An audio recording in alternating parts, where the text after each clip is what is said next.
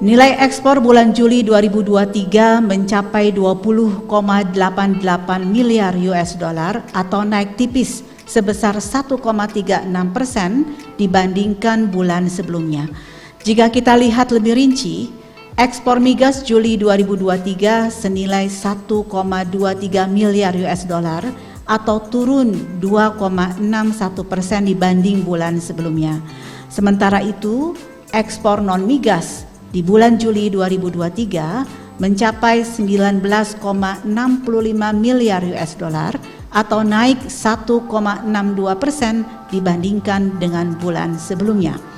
Kinerja ekspor bulan Juli ini lebih didorong oleh kenaikan ekspor non-migas, terutama pada barang dari besi dan baja HS73 sebesar 47,33%, kemudian kenaikan ekspor nikel dan barang daripadanya yang masuk dalam kategori HS75 sebesar 43,29%, serta berbagai produk kimia yang masuk dalam kelompok HS38 yang naik sebesar 11,14%. Penurunan ekspor migas sebesar 2,61% ini dikarenakan karena menurunnya nilai ekspor komoditas minyak mentah dan hasil minyak dibandingkan dengan bulan sebelumnya. Secara year on year, nilai ekspor bulan Juli 2023 mengalami penurunan cukup dalam sebesar 18,03% jika kita bandingkan dengan bulan Juli tahun 2022.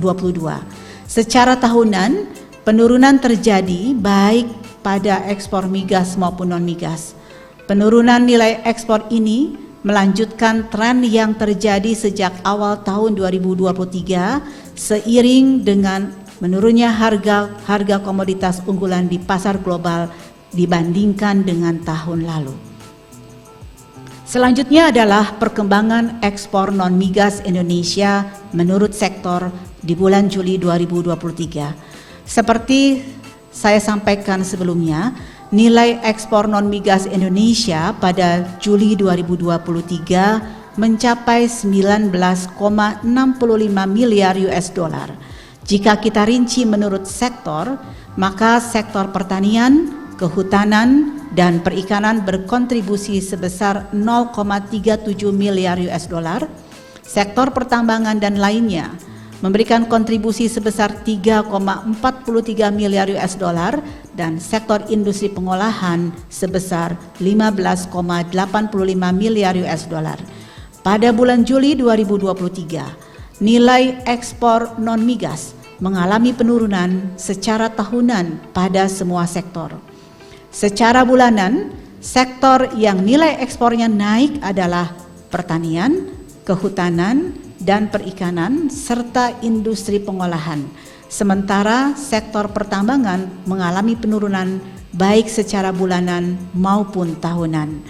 Penurunan nilai ekspor pertambangan secara bulanan maupun tahunan disebabkan oleh penurunan pada beberapa komoditas, di antaranya komoditas lignit, batu bara, dan biji tembakau. Pada bagian ini, saya ingin mendalami kinerja ekspor beberapa komoditas unggulan Indonesia, yaitu batu bara, minyak kelapa sawit, dan besi dan baja.